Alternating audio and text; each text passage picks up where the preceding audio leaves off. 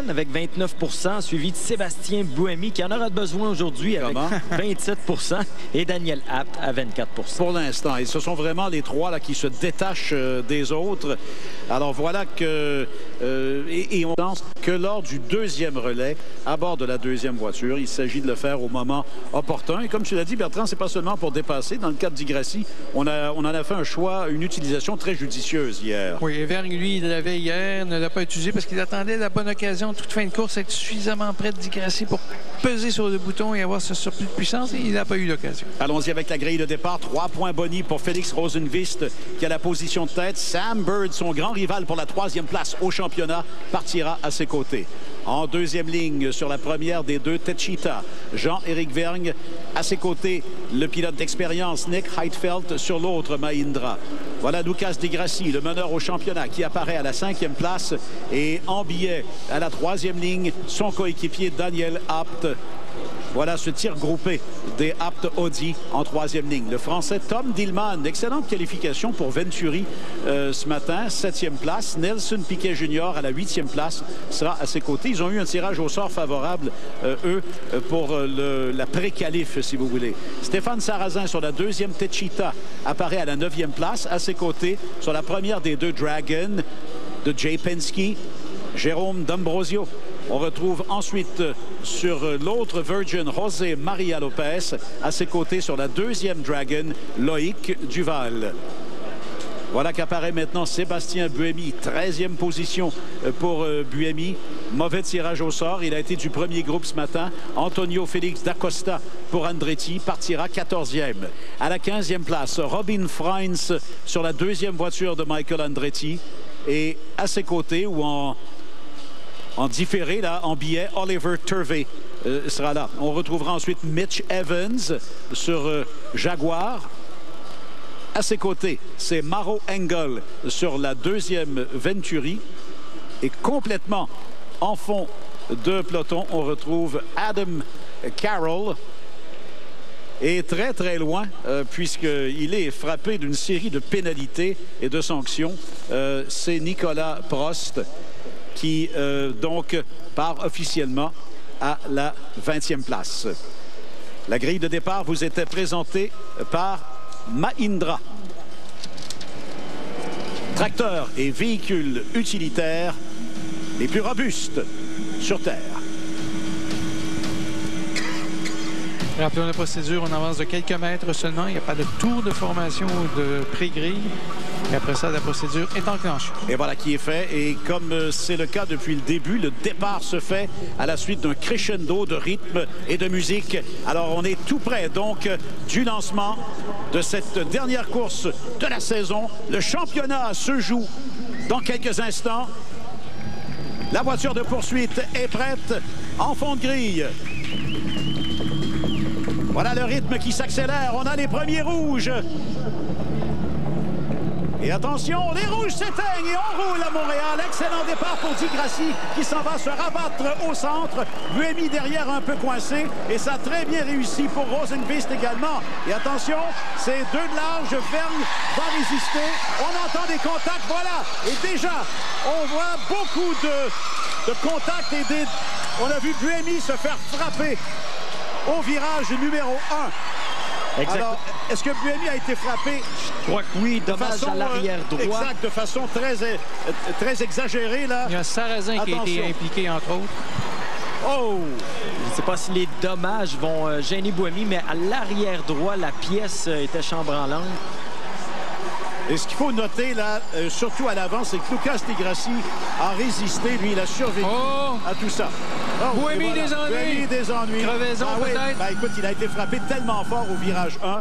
Alors voilà, c'est déjà une catastrophe pour Sébastien Buemi. Contact avec une autre voiture. Aïe, aïe, aïe. Ben, il faudra revoir, bien sûr. Tout ça s'est passé au virage 1. C'est l'effet d'entonnoir dont Patrick parlait hier. Et là, on est sévère avec des pièces de carrosserie qui se détachent comme ça en Formule 1. Normalement, c'est drapeau noir, passage au puits pour l'enlever ou réparer. C'est très dangereux, évidemment. On est en circuit urbain très étroit si ces pièces se détachent. Alors, on ne badine pas avec ça. Est-ce que Buemi va entrer dans les puits? Ben, on va certainement lui donner le drapeau noir, Patrick, s'il ne le fait pas de lui-même.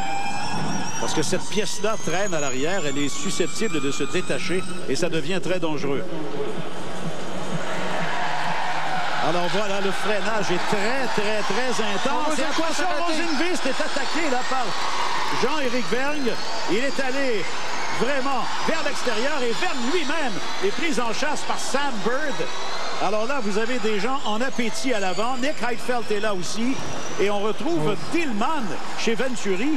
Et Di Grassi, lui, essaie de jouer de prudence. Il reconnaît très bien la situation. Sauf que là, si c'est l'abandon pour Buemi, ben voilà, c'est terminé, bien sûr.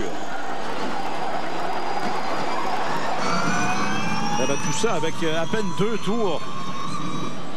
Rosenqvist déjà sous la pression de Vergne, a raté le premier virage lors du dernier tour. Et déjà, il y a un écart que vous apercevez là qui va ensuite. Et, oui, là, c'est Daniel Abt avec Jérôme D'Ambrosio. Abt va-t-il pouvoir passer? Il y a Duval qui s'amène rapidement. On sait que les deux pilotes Dragon n'hésitent pas à se faire la lutte l'un et l'autre. D'Ambrosio et Duval. Ben voilà finalement que Daniel Abt se retrouve entre les deux. Oui, Abt qui protégeait sa position dans la ligne droite arrière, finalement a perdu la position par rapport à D'Ambrosio. Et voilà Abt qui va finalement réussir à passer Jérôme D'Ambrosio. Et là, va s'installer derrière son coéquipier Lucas Di Grassi. Alors, Rosenqvist, Vergne, Bird et Sébastien Buemi s'amènent au puits. Et ça, ben, c'était prévisible avec cette pièce qui risquait de se détacher à l'arrière. Tout aura été de travers pour l'écurie Idams-Renault et pour Sébastien Buemi cette fin de semaine.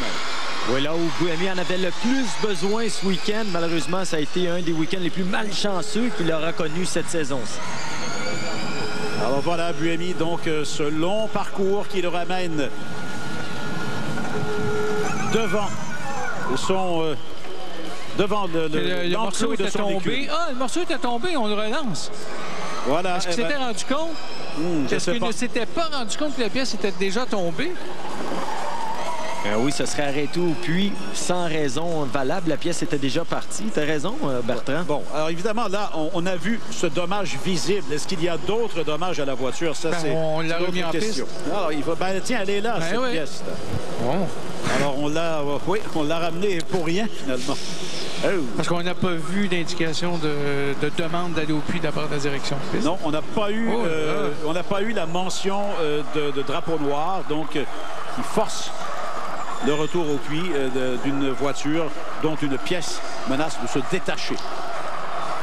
Là, la tâche devient monstrueuse pour Buemi qui doit terminer absolument dans le top 2, si on veut. Oui, ben écoute, là, au moins, il survit pour l'instant, mais c'est une survie un peu fragile, et pour ne pas dire un peu beaucoup. Il y a Di Grassi qui a quand même glissé à la 7e place, et Daniel Abt, son coéquipier, est tout juste derrière lui à la 8e. Donc Di Grassi a perdu 2 places dans tout ce qu'on a vu au départ. Je pense qu'il a voulu être hyper prudent. Et le voilà. Au 4e tour, devant Daniel Abt, son coéquipier, et derrière José María López.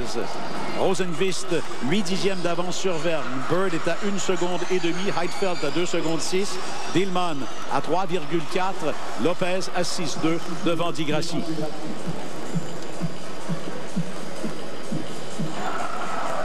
Et attention, tentative de dépassement. C'est réussi. Alors, Buemi aurait dit à son écurie, j'ai perdu la pièce. Son écurie lui aurait répondu, on a eu une indication de drapeau noir à disque orange, donc obligation d'arrêter au puits. Il y a comme un manque de communication entre les deux. Oui, exactement. Alors ça a replacé, ça a retourné Buemi complètement à l'arrière, en fond de peloton. Ben là, il prie pour qu'il y ait une neutralisation, bien sûr, sous voiture de sécurité, mais encore là, ça ne peut pas gagner des places. Non, il y a des week-ends comme ça où on a beau essayer de changer ce qui se passe, on ne peut pas s'en sortir, il n'y a pas moyen, et c'est ce qui semble se produire chez l'équipe Idams-Renault. Oui, en plus, avec les déboires de Nicolas Prost. Alors, les deux voitures sont en fond de peloton présentement. On complète un 5e tour. Rappelons qu'on en a 37 aujourd'hui par rapport à 35 hier, donc 2 tours de plus. C'est un défi supplémentaire pour les pilotes. avec la même réserve d'énergie. Rosenqvist accentue légèrement l'avance à 9/10. Et Bird, lui, là, se rapproche de Jean-Éric Vergne. On les aperçoit à l'écran. Celui-là, la voiture principalement noire, c'est Jean-Éric Vergne. Rosenqvist est là devant lui. Il a déjà 3 points de gagner aujourd'hui. Pour l'instant, le tour le plus rapide est à Sébastien Buemi, là, au moment où on se parle. Ce qui vaut, en fin de course, rappelons-le, 1 point boni aussi. Pour ceux qui découvrent la Formule 1, on vous souligne une infographie sous la petite batterie, la colonne de droite. Donc, c'est l'énergie électrique utilisée. On part à près de 100 %.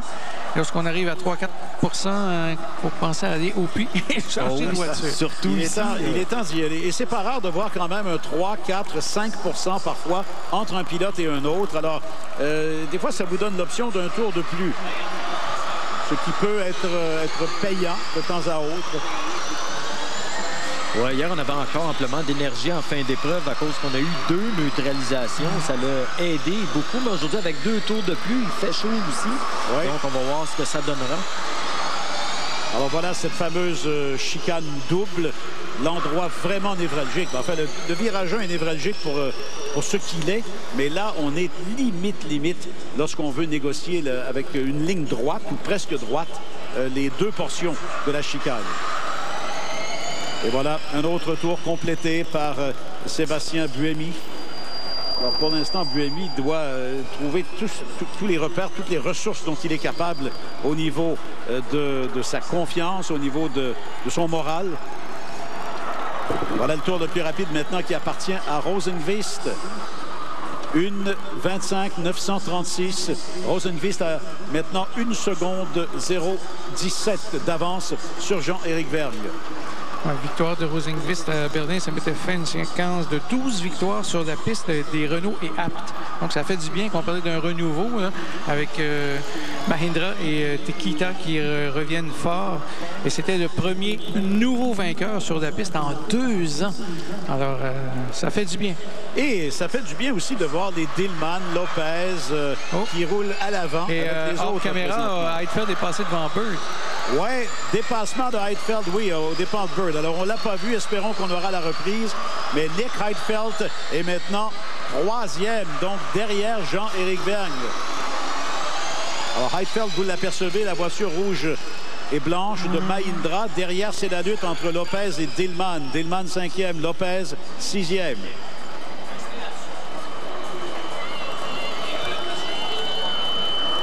Di Grassi, Abt, D'Ambrosio, Duval complètent le top 10. Nous en sommes au 7e tour. Dénouement aujourd'hui du championnat 2016-2017. Celui de 2017-2018 se mettra en branle au début du mois de décembre avec un programme double à Hong Kong. Et se terminera encore l'été prochain, au même moment, à Montréal. Et on revoit le départ. Oui. Alors,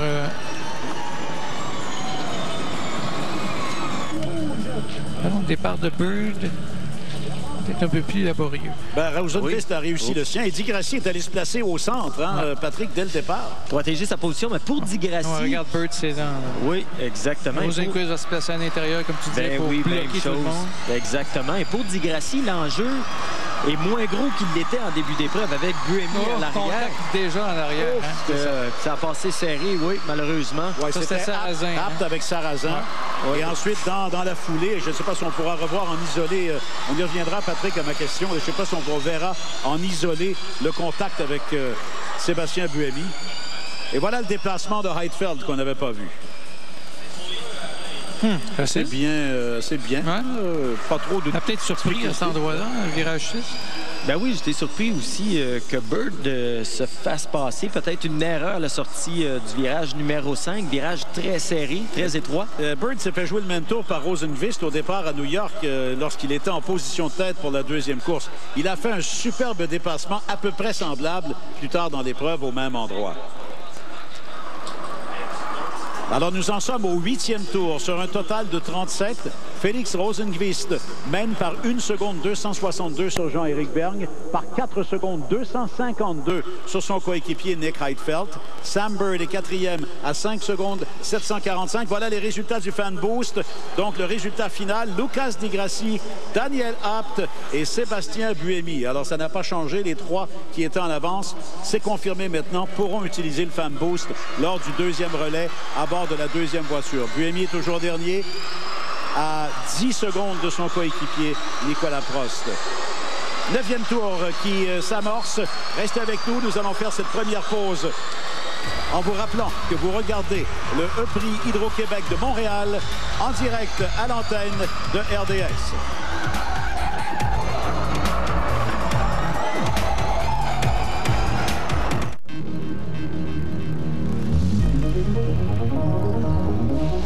Avec nos véhicules électriques et hybrides, nous avons su conjuguer innovation, performance, mobilité durable et plaisir de conduire.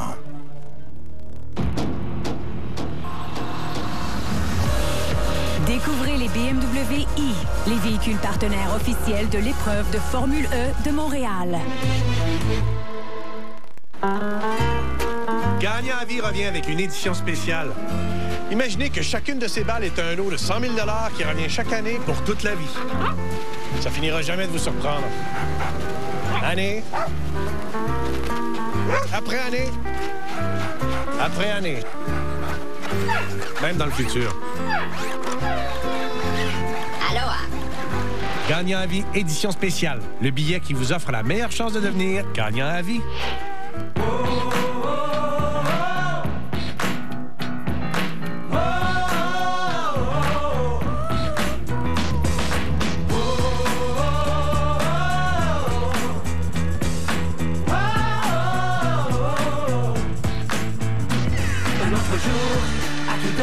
Gardez plus d'argent dans vos poches avec un nombre illimité de transferts d'argent par courriel, d'achats par débit et de dépôt, offerts gratuitement chez Tangerine.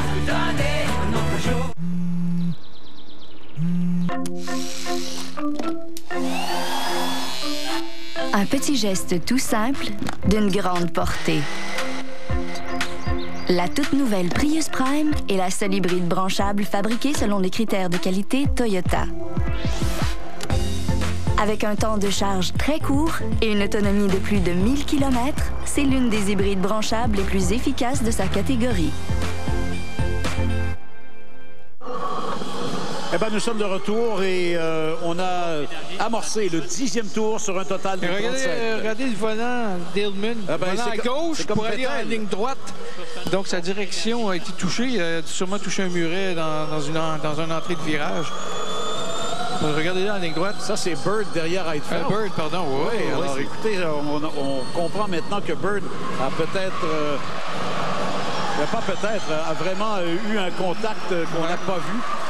Et là, Vergne s'approche de Rosenqvist, un peu comme il l'avait fait hier avec Di Grassi. Vergne semble plus rapide dans les longs relais. Est-ce qu'on va réussir à passer Rosenqvist? Oui, alors c'est loin d'être terminé parce que Vergne, on l'a dit souvent, il est en appétit, là. Friends, qu'est-ce qu'on nous remontre?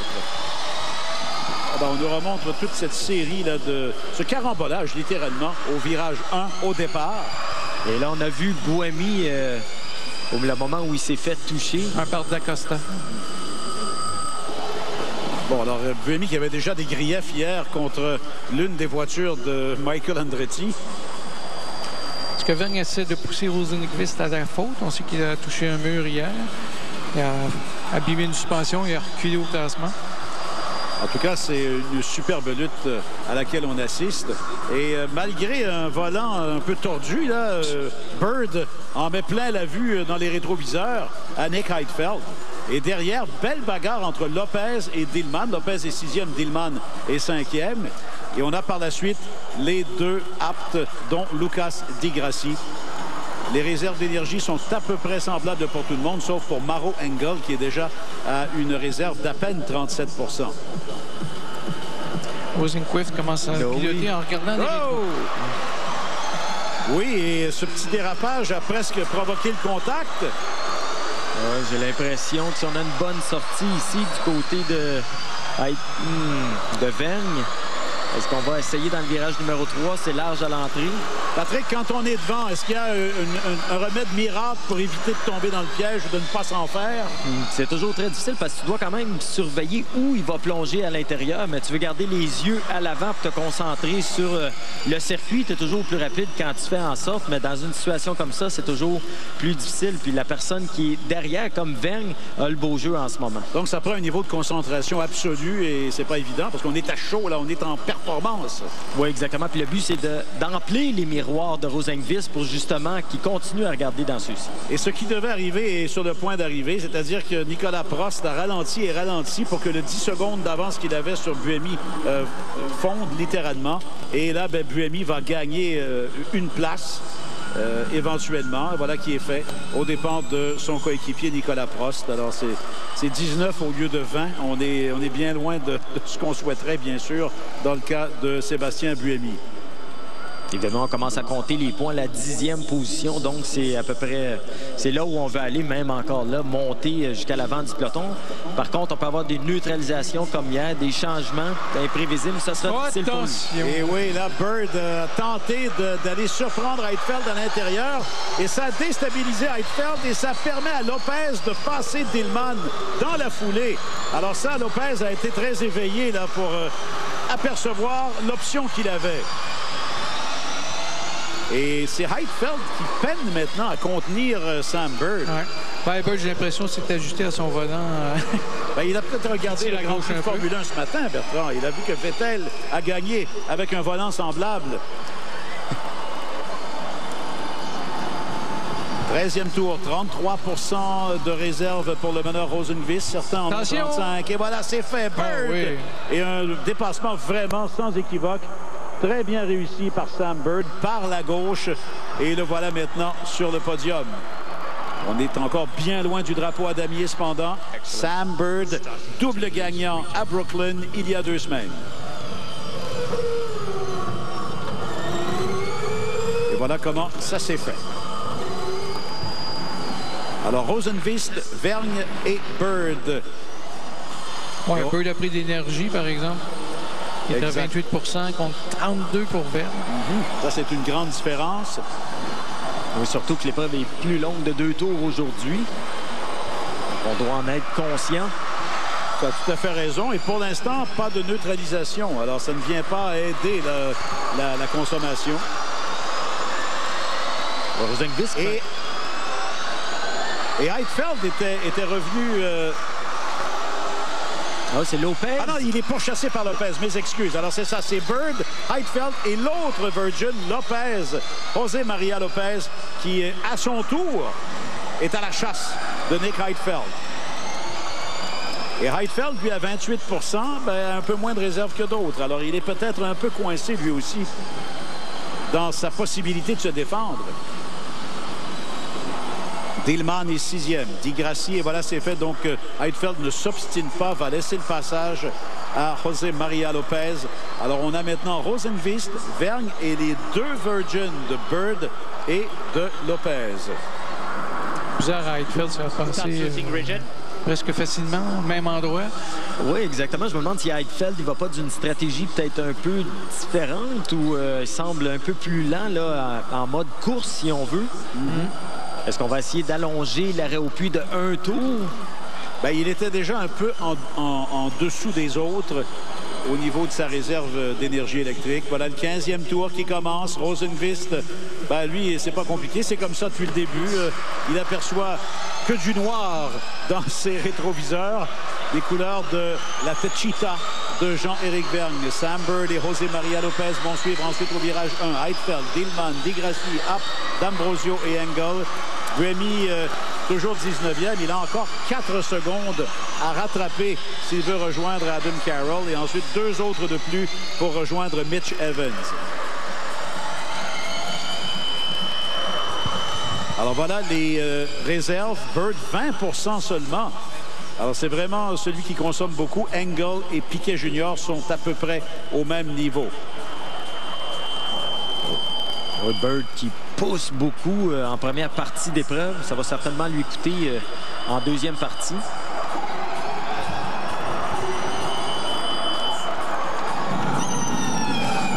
devrait s'arrêter au 18e tour, 19e tour, à peu près la moitié de l'épreuve, normalement. Et en fait, les calculs sont à peu près là si on extrapole les réserves de tout le monde. Mais on n'est pas dans le luxe de personne, probablement. Ben, quoique. Est-ce qu'un ou deux ou trois dans le groupe pourraient tenter un tour de plus? Est-ce que ça pourrait être payant? Ben, on verra. Voilà cette très, très belle infographie dans le cas de Jean-Éric Vergne. On a vraiment tous les détails, comme si on était devant un écran virtuel qui nous donne tous les données de télémétrie. Ouais, Rosenqvist qui semble avoir pris son rythme. Distancé un peu Jean-Éric Vergne. Le meilleur tour est à Nelson Piquet Jr. présentement 843, pardon. Ah non, 0,43. Ça, c'est le meilleur tour de Vergne que vous voyez sur l'infographie. Nous en sommes au 16e tour. Vous voyez aussi où en est la voiture. Vous avez la consommation d'électricité, la vitesse de pointe qui est atteinte, les forces G qui sont encaissées, surtout au freinage, bien sûr.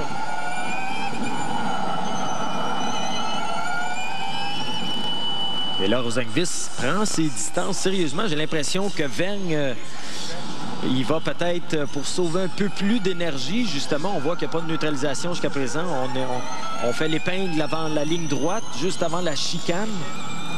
On en est au 16e tour, donc on n'est pas à la mi-course encore. Là. Alors, il faut tenir compte de là où on en est et du fait que cette course-là est à vitesse complète là, depuis le départ. Alors voilà ce que ça donne, un tour complet du circuit de Montréal avec Jean-Éric Vergne. Et ça ne change pas à l'arrière les deux Virgins, Sam Bird, José Maria Lopez. Voilà qu'apparaît Nick Heidfeld. Et Heidfeld, là, vraiment, est rejoint par tout un peloton. Dillman d'abord, ensuite Di Grassi, ensuite Abt. Et voilà qu'apparaissent D'Ambrosio et Engel aussi. Alors, les arrêts au puits approchent. Rappelons, donc on se dirige vers son puits. On laisse sa voiture stationnée. On saute dans l'autre. On a 57 secondes de temps de passage au puits global. On ne veut pas que les mécaniciens se précipitent et attachent mal des pilotes avec les harnais de sécurité. Donc, il y a un temps minimum à respecter.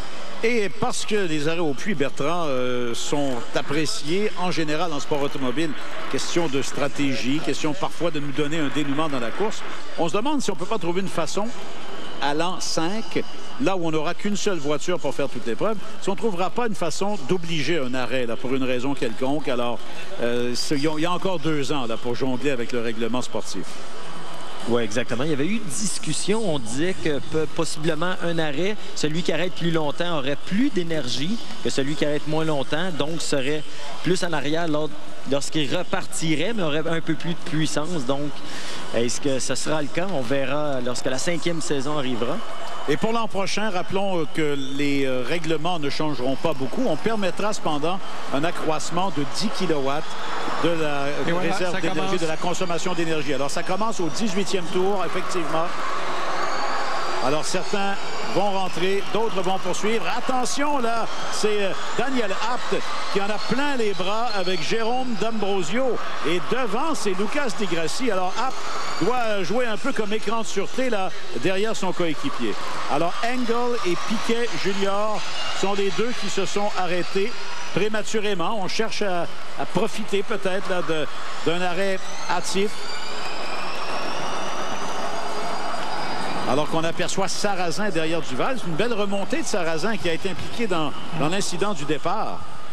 Et Buemi a-t-il enfin rejoint Adam Carroll? Eh bien oui, voilà, c'est fait. Donc Buemi est maintenant à la 16e place. Donc Sébastien Buemi a gagné 4 positions, parti 20e. Le voilà maintenant 16e. Et attention, ça peut mal se terminer là, entre Sarrazin et Duval. Duval qui est 11e, Stéphane Sarrazin 12e. Rosenqvist et Bird et Heidfeld et Dillman n'ont plus beaucoup d'options, doivent absolument s'arrêter au prochain passage. Certains ont peut-être l'option d'un tour de plus. Ouais, Rosenqvist, voilà, c'est fait. Il est au puits. Ouais. Alors, le meneur, Félix Rosenqvist, est au puits. Jean-Éric Vergne a profité de son surplus d'énergie, Patrick, pour rester en piste. Est-ce que le tour de plus sera payant? Ça ne l'avait pas été pour lui à New York. Ça pourrait l'être s'il était coincé derrière Rosenqvist, qui semblait être le cas. Donc, si la piste libre devant lui, Vergne peut faire un tour rapide. Exactement. Et revenir devant. Ouais. Sébastien Buemi. Raison. Et en plus, excusez, Pierre, en plus, avoir plus d'énergie lorsqu'il reviendra. Donc, ça pourrait être très payant. Et Sébastien Buemi s'est déjà arrêté alors que les deux aptes restent en piste. Ça, c'est intéressant. Et là, je pense... Pour Buemi, il faut mettre des œillères et chercher à rouler et gagner des positions. Voilà le changement de voiture pour Sébastien Buemi. Et tous ceux qui entrent derrière, Bird, Rosenqvist, Heidfeld. Non, Rosenqvist était déjà entré, lui. Voilà, Heidfeld, Dillman, D'Ambrosio, Turvey, Sarrazin, D'Acosta. Un moment qui semble une éternité, hein? Il faut vraiment être très rigoureux sur le temps limite qu'on impose, le temps minimal qu'on impose pour le changement de voiture. Et là, on joue à c'est juste 1% d'énergie pour Di Grassi. Oui, on joue ça limite. Tu as tout à fait raison, Patrick. Et voilà, ce sera suffisant toutefois. Là, on a fait le bon calcul au sein de l'écurie Apt. Donc, Di Grassi et son coéquipier vont rentrer et à leur tour vont procéder au changement de voiture. Oui, l'écurie Apt qui est habitué à faire de bons calculs. On se rappelle au Mexique, on était entré très tôt. On avait calculé qu'on pouvait se rendre à la fin, quelques neutralisations. Et Di Grassi était passé la 16e à la première position pour aller chercher la victoire. Certainement l'un des grands exploits de cette saison 2016-2017. Alors, Di Grassi aura réussi des tours de force cette saison, alors que Buemi l'expliquait ce matin au public ici et à nous par ricochet à RDS. Il y a 4 occasions qui ont été ratées pour lui, sa double absence à New York et 2 disqualifications. Oui, Di Grassi, c'était à Paris qu'il avait connu un peu le même week-end que Buemi connaît ici. Il avait frappé à peu près tout ce qu'il avait à frapper lors du week-end. Ça avait été catastrophique, mais c'est bien repris. Le reste de la saison a été constant. Vous avez vu qu'on était anxieux de relancer Di Grassi et on a, à la dernière seconde, celui qui a le chrono a dit non, tu ne pars pas. On n'est pas encore dans les règles. Alors, ça n'a pas fonctionné pour Vergne. On le voit 3e toujours derrière Rosenqvist. Ouais. Et les Apt sont revenus en formation, littéralement. Sauf que Daniel Apt est devant lui. Attention, côte à côte, là, Di Grassi a presque dû accepter un contact avec Nelson Piquet Jr. Alors, nous en sommes au 20e tour après cette séquence d'arrêt. Il n'y a que Nicolas Prost qui ne s'est pas arrêté. Il le fera maintenant. Et là, Daniel Apt, bien sûr, va laisser passer Lucas Di Grassi et va encore une fois venir jouer le joueur de ligne, là, comme on dit en football, pour protéger celui qui est à quelques tours d'une conquête du titre des pilotes. On joue vraiment bien le jeu du côté de l'écurie Apt, alors que rien n'a fonctionné pour l'écurie Idams-Renault ce week-end. On veut simplement terminer l'épreuve du côté de Di Grassi. Et Sébastien Buemi, lui, a retombé à la 19e place après la séquence d'arrêt. Alors, Di Grassi, soudainement, entre dans une zone de confort, si on peut s'exprimer ainsi. Et c'est toute une avance que s'est donnée Rosenqvist, finalement, sur Vergne. C'est plus de 6 secondes. Alors, le voilà, Vergne à la 2e place. Bird est 3e. Vous l'apercevez. Épuisant lui lors de son changement de voiture parce que c'est pas normal. Non. Ah oui, c'est beaucoup, là, surtout pour avoir... Où on a dû sauver énormément d'énergie dans le dernier tour, étant donné qu'on a poussé plus loin, mais... il a dû rouler trop lentement pour revenir justement au puits. Là, il restait que 1% au moins, donc peut-être qu'on a dit on doit sauver, et c'est ce qui a coûté à Vergne. Ce sera comme à New York, finalement. C'est une stratégie qui n'aura pas fonctionné. On veut bien essayer quelque chose, remarque, mais ça n'a pas donné de résultat escompté. Alors le voilà, Vergne, Bird, Lopez, Heidfeld, Engel, Dillman, D'Ambrosio, Di Grassi 9e devant son coéquipier Daniel Apt. Sébastien Buemi vient de passer Adam Carroll pour gagner une place. Il est maintenant 18e. C'est le moment de faire une autre pause. Vous regardez à l'antenne du Réseau des sports le E-Prix Hydro-Québec de Montréal.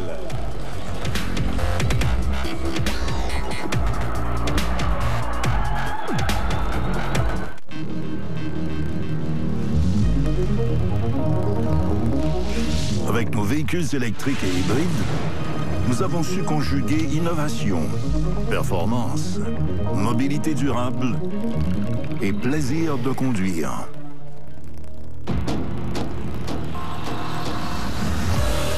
Découvrez les BMW i, les véhicules partenaires officiels de l'épreuve de Formule E de Montréal.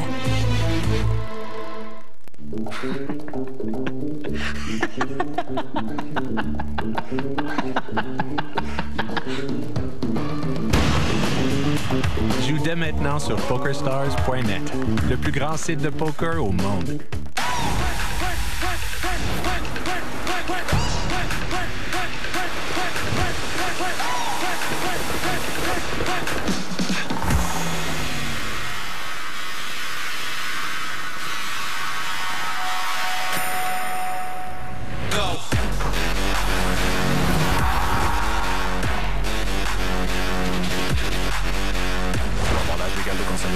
Aucun achat requis. Pour plus de détails, 1-800-268-2337. L'homme en noir a détruit mon monde.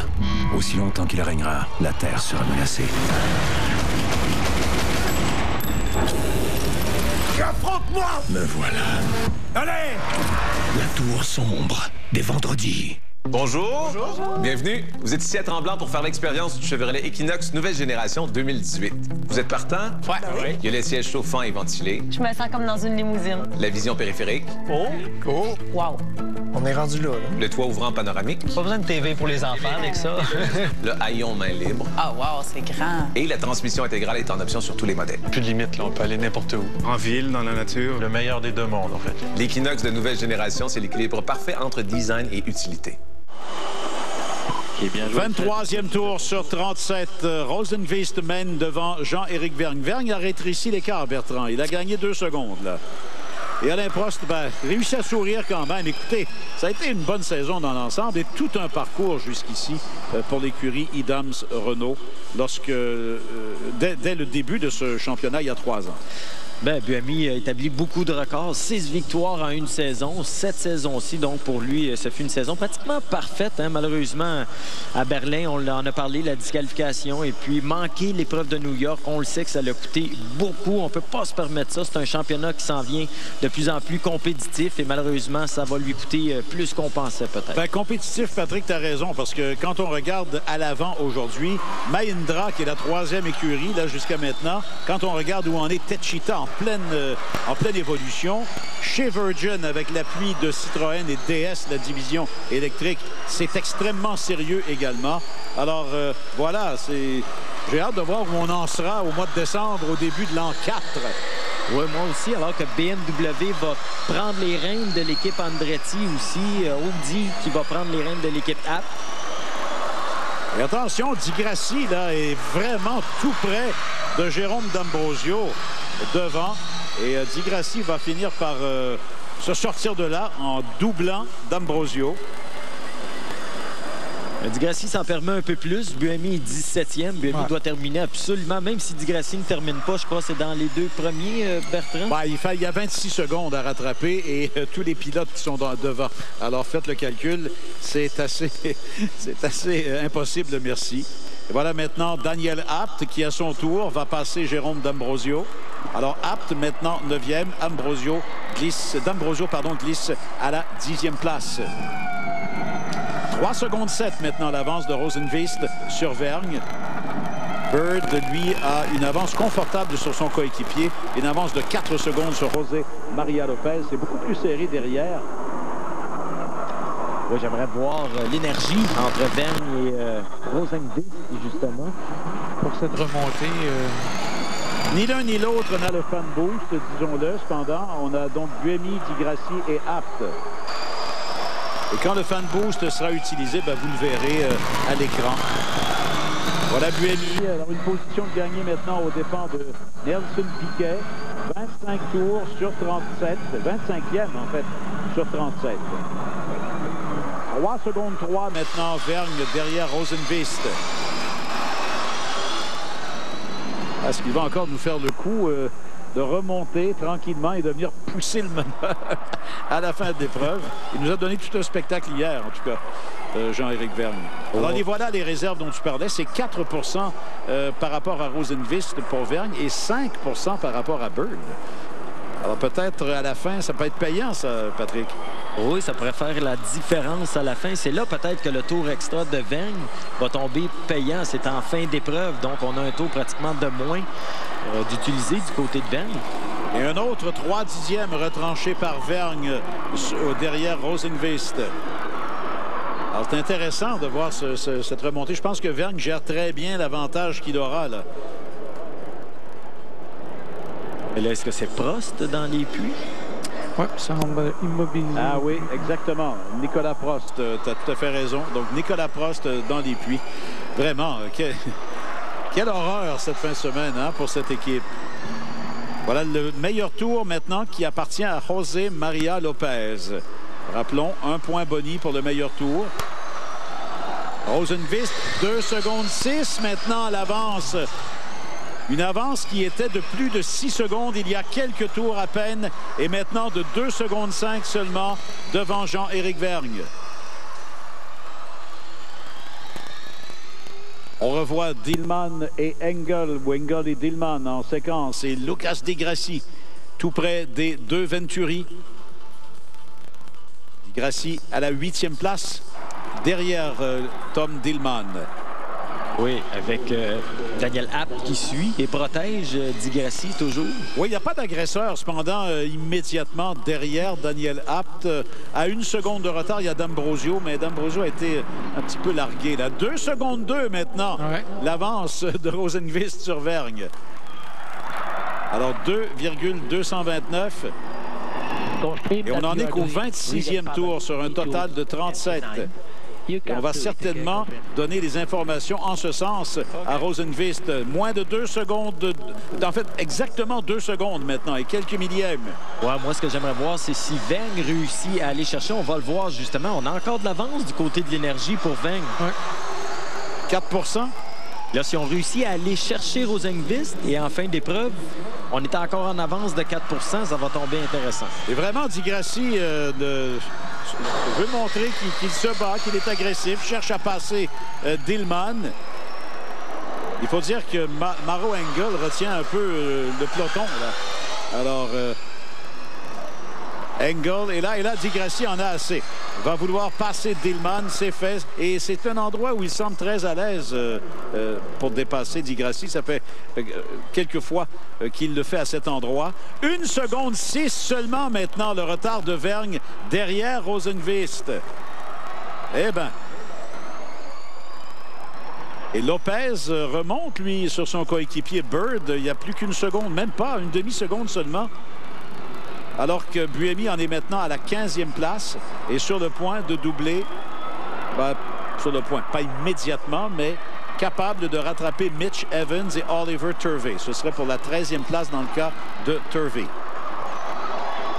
Buemi 15e présentement, mais avec Di Grassi en 7e qui accumule des points. Ouais, c'est ça. Alors,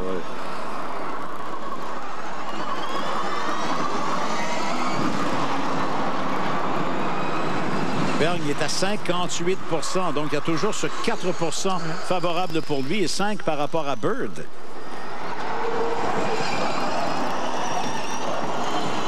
Et comme si on avait appris à maîtriser davantage le circuit, pas vraiment d'incident qui nécessite soit un jaune complet, soit une neutralisation. Donc cette course-là s'est déroulée vraiment sans anicroche jusqu'ici, à part les contacts qu'on a vus au départ. Oui, s'il n'y a pas d'incident, ça devrait jouer en faveur de Vergne, possiblement qu'il lui a un peu plus d'énergie que Rosenqvist. On pourrait peut-être voir une belle bagarre à l'avant. Et on ne peut pas faire autrement que revenir sur cet arrêt au puits malheureux là, dans le cas de Buemi, alors qu'on croyait que la pièce allait se détacher de façon dangereuse de sa voiture. Hein. Je ne sais pas où il serait là présentement, Bertrand. Je ne sais pas si on peut spéculer là-dessus. On a ramené Prost en piste pour lui permettre d'obtenir de meilleurs tours et c'est ce qu'il vient de réaliser.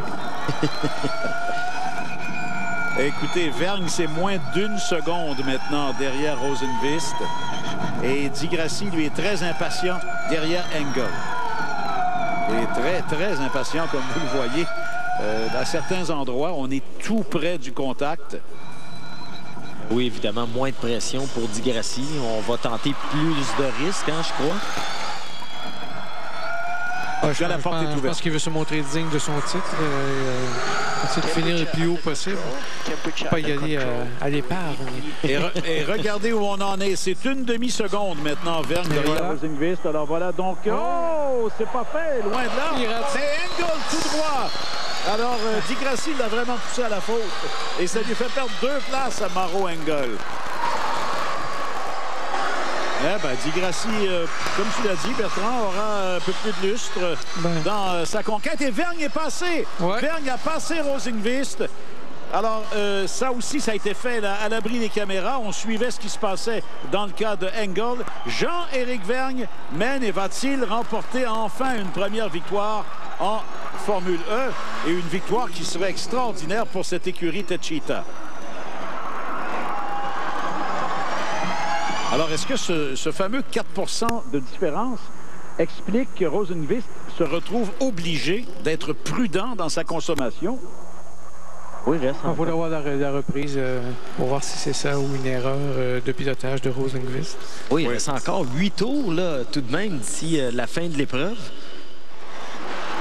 Et là, ça n'a pas été payant sur le coup pour Vergne de s'arrêter un tour plus tard, mais peut-être que c'est ça qui va lui donner la victoire après tout. Hein? Oui, exact. On vient de commencer le 30e tour. Hein? Il y en a 37 au total. Le voilà. Ouais. Oui, voilà. Virage 3. Ah, ben il a emprunté la méthode de Lucas Di Grassi. Beau dépassement, bien calculé pour Jean-Éric Vergne. Écoute, Patrick et Bertrand, à 42, 43, 44 %. Ça me semble être correct, là, oui, selon la projection. Oui, exactement. Et similaire pour Vergne et Rosenqvist, qu'on voit que Vergne a utilisé un peu plus d'énergie. Je me demande si, lors du dépassement, Rosenqvist ne régénérait pas d'énergie. On sait qu'on a plusieurs ajustements qui ralentissent peut-être un peu plus si on utilise et s'est fait surprendre. Enfin, il y a certainement une explication qu'il donnera par la suite. Ça ne change pas toujours derrière pour les deux Virgins. Sam Bird est 3e et José Maria Lopez est immédiatement derrière lui. Nick Heidfeld, lui, on ne le voit plus beaucoup puisqu'il est à 16 secondes du meneur. Il est 5e et a une avance de 2 secondes 6 sur Lucas Di Grassi. Daniel Abt suit à la 7e place devant Jérôme D'Ambrosio. Engel a glissé à la 9e et Stéphane Sarrazin remonté à la 10e maintenant et va marquer un point. Et attention, est-ce qu'on va s'attaquer chez les Virgins? Ben, c'est que Lopez constate que Bird a moins de rythme. Bird va d'ailleurs accepter la situation et Lopez va passer. Est-ce que Bird veut reprendre ce qu'il vient de perdre? Pas tout de suite, en tout cas. Oui, il faut se rappeler que Rosenqvist se bat avec Bird pour une position, pour la 3e ou 4e position au championnat. Et Jean-Éric Vergne, Bertrand, est en train de s'échapper. Il a presque 2 secondes d'avance maintenant. Jean-Éric Vergne qui nous avait donné un dépassement d'anthologie à Sochi lorsqu'on était allé courir là-bas en Formule 1 pour la première fois autour du Parc des Médailles, le Grand Arc, là, par l'extérieur. Il fallait vraiment être culotté pour faire ça. 31e tour sur 37. Regardez cet écart considérable devant Heidfeld. Heidfeld, on vous l'a dit, était à 10 secondes de Bird. Et voilà soudainement qu'apparaissent derrière lui les deux Abt. Di Grassi, 6e. Son coéquipier, 7e. Bon, on travaille bien en équipe. Abt qui semble rester derrière Di Grassi. Et voilà l'allure du championnat maintenant. Alors, c'est un écart là qui se creuse davantage avec la position de Heidfeld et surtout celle de Buemi qui n'est que 14e pour l'instant. Buemi peut peut-être réalistement espérer remonter pas loin de la 10e place, mais... Ben oui, je regarde Vergne et Rosenqvist. Vergne avait pris une avance d'au-delà de 2 secondes, juste un peu. Ah, ça semble être revenu. Vous voyez 1,7. Là, on est à 1,9. Oh, attention! Presque un contact entre Evans et Duval. Duval est 12e, Evans est 13e. Devant eux, c'est Maro Engel. Et encore une fois, au virage 1, on est venu bien près d'un contact et à tout le moins d'un tête-à-queue. C'est tellement rare des courses de Formule E sans voiture de sécurité ou virtuelle ou réelle. C'est vrai, c'est Je ne sais pas si certains pariaient là-dessus. Oui, ben, en tout cas, celui qui a parié là-dessus va faire de l'argent chez les preneurs au livre, avec les preneurs au livre. Bon, ben c'est reparti de plus belle. D'Ambrosio. Non, ça c'est, pardon, Duval et Evans et Engel. Enfin, c'est tout ce groupe-là qui se bat pour tenter d'aller chercher le dernier point disponible. Vous voyez que Duval pousse littéralement Engel. Engel qui joue un peu... attention, là, derrière, c'est Evans et Duval. Engel, pour l'instant, en est à protéger le point de son coéquipier, la Tom Dillman, qui est 10e et marque le dernier point disponible. 1 seconde 6, l'avance de Vergne sur Rosenqvist. Et Bird a glissé à 2 secondes à peu près de son coéquipier Lopez. Si vous voulez une autre preuve de la qualité de la petite Cheetah, regardez la position de Sarrazin qui est parti du virage 1 à peu près dernier. Après le départ. Ouais, 9e. Belle remontée, 8e. 9e pour Sarrazin. Ouais. Alors, voilà Buemi, pas très loin de Loïc Duval. On l'a aperçu là du coin de l'œil. Ce que vous voyez présentement, c'est D'Ambrosio derrière Sarrazin pour la 8e place. Tout un travail de Sarrazin encore cet après-midi. Et là, je regarde Lopez en 3e position, était à 6 secondes, 5 et là 3,2 secondes de la tête. Est-ce que Lopez va avoir le temps de remonter? Ben, on verra. Pour l'instant, on a en reprise Evans et Duval. Ça, c'est Duval qu'on aperçoit et c'est Evans qui est derrière.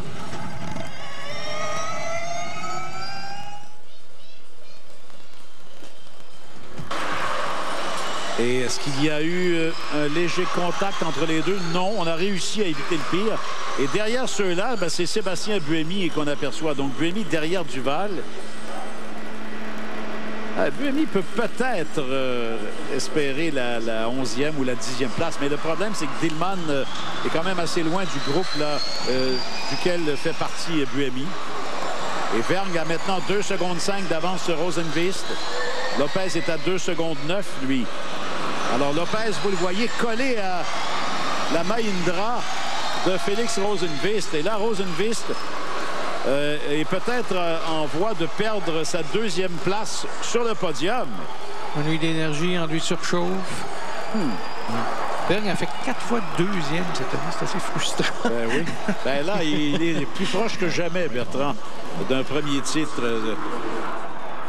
Enfin, je devrais dire d'un premier triomphe en championnat de Formule E. 34e tour. Rosenqvist, vraiment pourchassé par José María Lopez. Sam Bird est un peu détaché là, de son coéquipier. Et Heidfeld, lui, très, très loin. On a réussi à créer un écart de 18 secondes entre le quatuor de tête et la 5e place qui est occupée par Nick Heidfeld. 35e tour. Jean-Éric Vergne avec 21% de réserve. Rosenqvist avec 19. Lopez avec 18. Bird avec 17. Buemi toujours 12e derrière Maro Engel. Et voilà Buemi qui vient de passer Engel. Alors, on ne peut pas dire que Buemi aura baissé les bras. Je pense qu'il aura vraiment donné une performance digne de son titre de champion défendant. Exactement, seulement les rôles inversés. L'an passé, c'était Di Grassi, 2e position au championnat. Cette année, ce sera certainement Di Grassi. Ben, il s'approche de ce grand couronnement. On en est au 35e tour. Et Rosenqvist, pour l'instant, résiste toujours à Lopez. Sam Bird, 4e. Voilà un changement de position. Duval qui a reculé. Carroll et Dacosta ont passé. Alors, il y a des problèmes là pour Duval qui se retrouve complètement à l'arrière. Ben voilà où est le problème. Et est-ce que c'est une voiture de sécurité? Au 35e tour, on a un drapeau jaune localisé pour l'instant. Est-ce qu'il est directement dans la ligne de course? Est-ce qu'il a arrêté ou il a touché? Je ne sais pas. Il a quitté la voiture, en tout cas.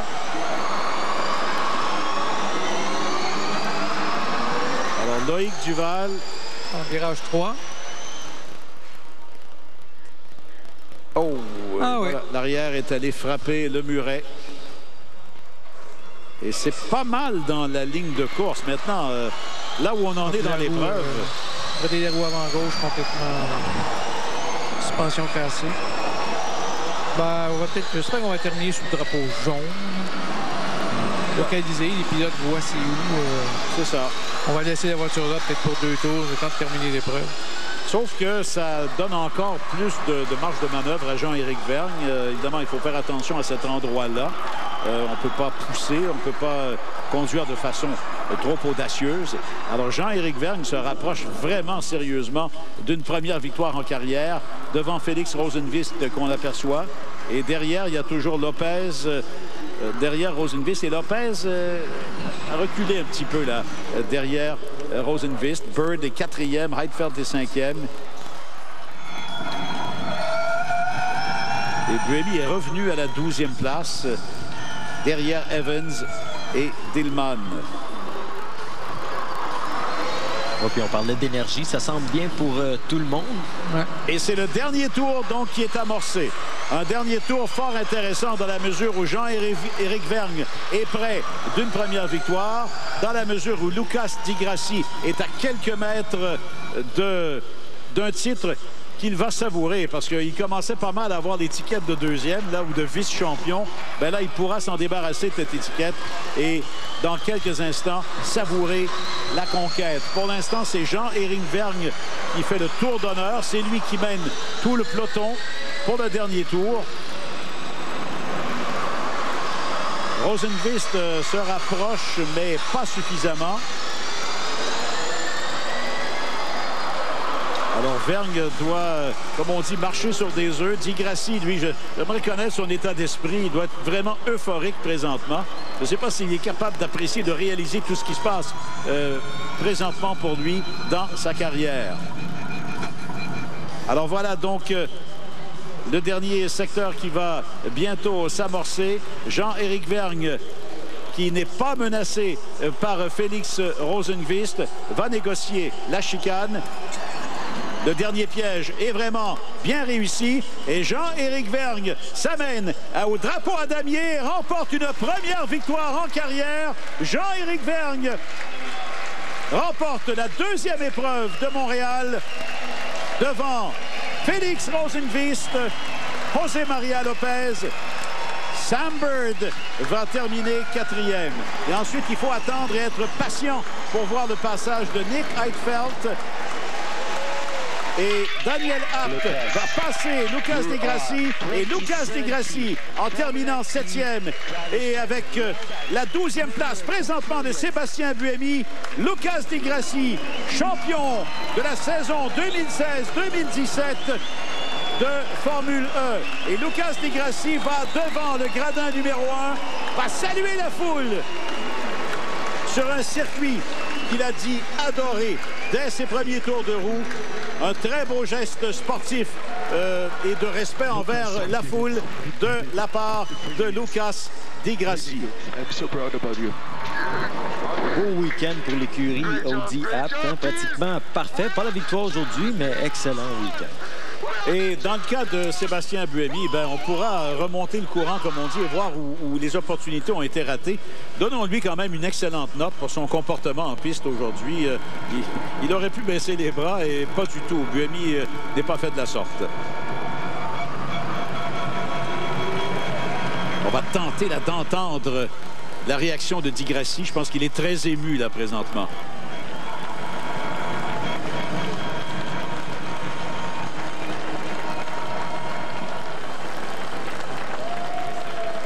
Patrick, tu as déjà eu une domination en Formule Atlantique, là, on se rappelle. Comment on se sent quand ça finit, là? Quand on est là, le dernier tour, est-ce que tout relâche?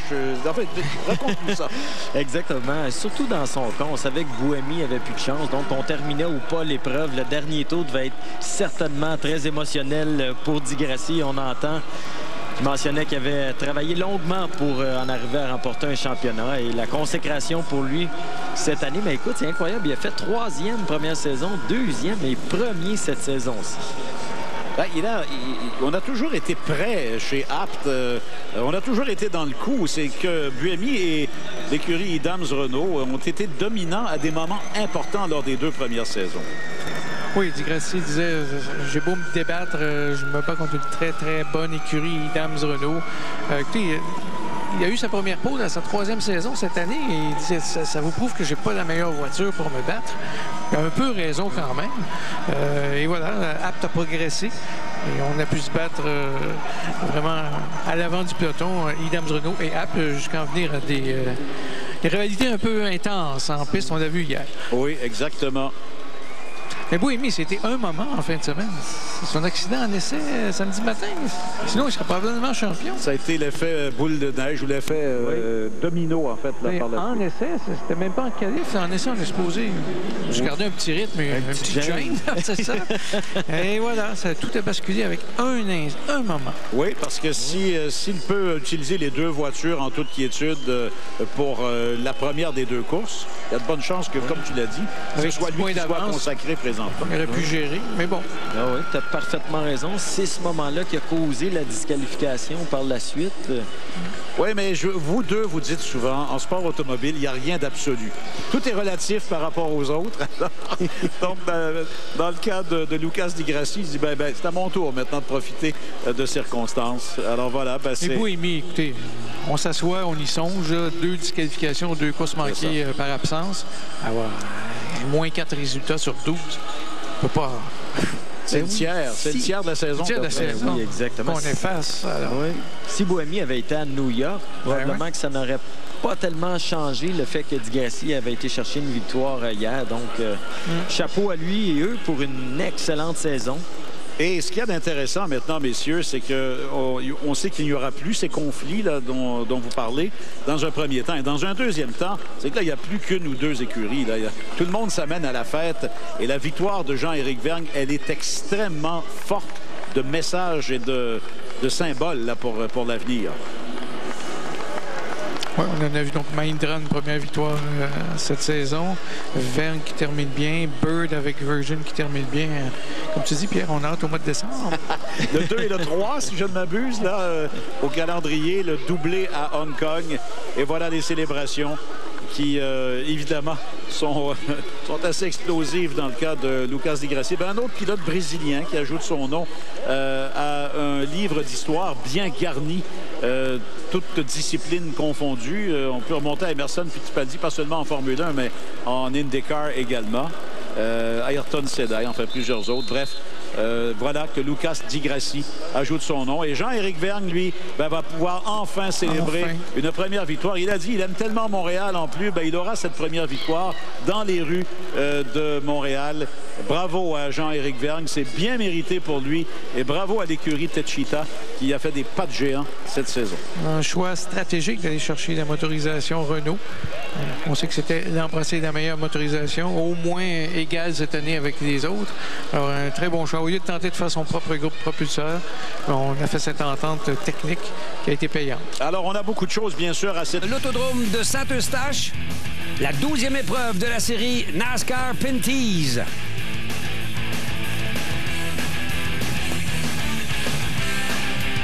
Bien le bonsoir, mesdames, messieurs. Vous l'aurez constaté, de très belles images en provenance de l'autodrome Saint-Eustache, où se décidera peut-être officieusement le championnat. Alex Labbé, qui est en fort bonne posture du côté de la course au titre. Il a je dirais presque une